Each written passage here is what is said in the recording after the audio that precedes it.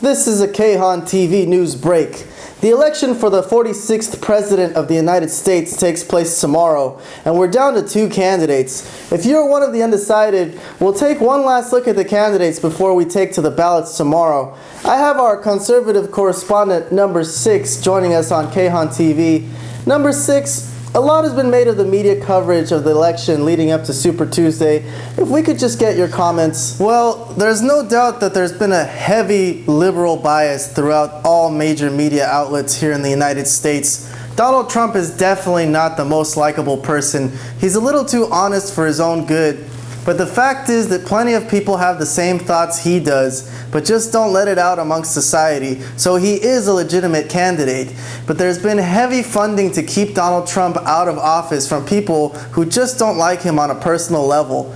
Regardless of all that, there is a basic fact about this election, which is their basic fundamental difference. Because in my opinion, all the talk about Trump wanting to deport illegal immigrants or wanting to start a war with ISIS is just bullshit. It's fluff that the liberals want to keep saturating conversations with to keep the focus away from the most important issue, which is the economy. The American people should care most about the economy and the well-being of its own people, because even if Trump wins, there will be no mass deportation or all-out war with ISIS without Congress's approval, which is not going to happen. But the basic fundamental difference between these 2 candidates lie in their philosophies about what to do with the economic issues that are crippling this once great nation. One major facet of this nation that seems to be ignored by a vast majority of the population is the national debt. Most citizens are not even aware of its existence. But look, I want you all to see this. This is the live national debt clock. I don't know if you could see it from here, but it's public information. This is usdebtclock.org. It's public information. Look at it. $19 trillion in debt currently. Let's zoom in on that. U.S. national debt, $19 trillion. And it keeps going up, and it never ever goes down. So the country has no money. Since Obama took over in 2008, the debt has gone up from $10 trillion to $19 trillion. So Obama's big idea to save the nation was to borrow more money from other countries, cover up the fact that the truth of how poor the economy is doing, and put up a facade like things are okay. And it's worked. The everyday lives of most middle-class American citizens hasn't changed a great deal since the turn of the century, but that doesn't change the fact that the country owes a staggering amount of money to countries such as China and Belgium, who are getting rich off the interest and laughing all the way to the bank at our expense. Despite what most people think, money isn't just printed up. We have to get this money from somewhere. And out of the $4 trillion that the United States generates in taxes from its citizens, $500 billion of that goes just to paying back interest on our loans. And the interest is going to go up exponentially as we borrow more money. So what do you think is going to happen when we have to pay $1 trillion or $2 trillion in interest? Taxes are going to go up for the people. So this is the fundamental difference between Trump and the liberals. Trump sees this as a problem and is willing to probe into figuring out a way to curb it, while the liberals think it's fine and we'll probably see more of the same from them. I think it's a problem. The Democratic candidates like Bernie Sanders come out and want to give away everything, like free healthcare for everyone, free college for everyone. With what? With what money? There is no money. There is negative money here. We owe money. Look, when you're in debt, you don't order a credit card and then go to the bar and order shots for the whole bar. One person may be able to get away with it and sneak through life with bad credit, but this will cripple a nation once it reaches a point of no return. And that's where the United States is headed. So I'm with Trump. I think this is a huge problem, and there needs to be a radical change to the system to curb this. Trump's ideas are radical and new, because with Hillary, we'll see more of exactly the same, and people won't even notice when the debt rolls up to 30 and 40 trillion. I don't think Trump will be successful in curbing the national debt, but at least his premise is to try. And that's where I fundamentally disagree with the Democrats. There needs to be some tough decisions made about what to do with the budget. Maybe some things don't need as much funding, and it's going to be a hardship if the budget is to be balanced. But that's how life works. When you're in debt, sometimes you need to give up some luxuries to drag yourself out of the hole. It's going to be tough for this nation, but it'll be good for the working class in the long run. Because the direction the national debt is headed right now, the people will have to be heavily taxed to cover the loan interest and the rest of the nation's internal needs. So with all that considered, my vote this term will be for Donald Trump. He's also a bit of an inspiration to me, coming out of nowhere into a sphere where his kind aren't accepted, and shoved his way into a position by having his pulse on what the people want, regardless of what his personal opinions are.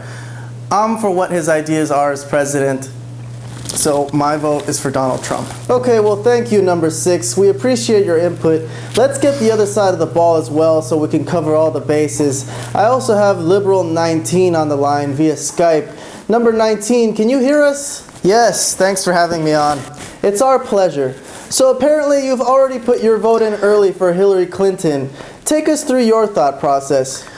Well, this was an easy decision for me.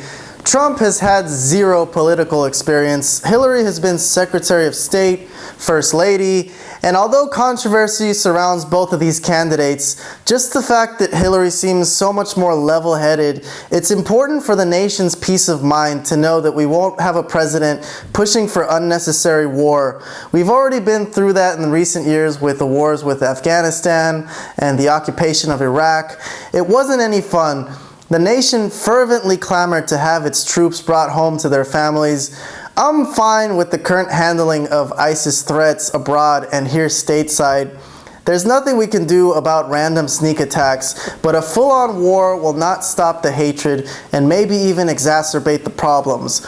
I was listening to your other guests on the show, number 6, talking, and I have to say I disagree with him. I think the nation's security is a big deal, a delicate situation, and needs to be treated that way. I'm sorry, number 19. Let me stop you for one quick second. I'll let you finish your points. But while I still have number 6 on the line, I just want you to clarify, because you kind of just brushed over it by saying you don't think anything will happen in terms of national security that Congress won't approve. But don't you think it's an issue because Trump really wants to get at ISIS and, as he would say, nip it in the bud? Well, okay, if you want my opinion on ISIS, I don't like war. I didn't think it was a good idea to occupy Iraq. It's caused so many problems and didn't solve the issues. But the fact is that Bush started that war. It's already been done. So it's our duty now, I feel, to finish what we started. Because when we withdrew troops, we left the job done half-assed. And now these Islamic State terrorists can have their way with us and attack us whenever they please. I would agree with Trump that we should go in and finish the job, personally. It's a bit similar to the economic crisis that the American people want to turn a blind eye to. This nation is in a state of war. It's a different kind of stop-and-go war that we haven't really seen before, but it is a war nonetheless. But like I said, it's all a moot point, because unless there's another major 9/11-like attack, Congress will not approve another all-out war just because one person thinks it's what we should do. All right, thanks for sticking around for an extra minute, number 6. 19, we have about a minute left if you would like to wrap up your thoughts about Hillary Clinton. Well, in regards to what number 6 was saying about Donald Trump and the economy, I don't think the American economy is some type of board game that we should let Donald Trump try radical ideas with and roll the dice to try to balance the budget. It's being managed, and Hillary has ideas of her own as well. But honestly, I don't have to say much to convince people to vote for Hillary. Everyone knows what kind of person Donald Trump is. He's an extreme chauvinist. His track record for disrespecting women is well documented. He's also an extremely bigoted racist. So it's my opinion that a person like this shouldn't be the president of the United States. Hillary Clinton is a perfectly reputable candidate. She bounced back from the Monica Lewinsky scandal with incredible grace and has shown she can handle tough situations. She hasn't been perfect, but none of us are perfect. But I definitely take her over Donald Trump. Regardless of whether or not I am liberal or conservative, she's just the better candidate. All right, well, thanks to both of our guests for sharing their voting preferences tonight. As for me, I will not be voting for either candidate. I feel extremely ashamed for this nation that these are our top two representatives. They've both chosen to act like children and resort to constantly defaming each other rather than talking up their own merits for being president. It's a sad state of affairs for the United States, who have been headed in a downward spiral for some time.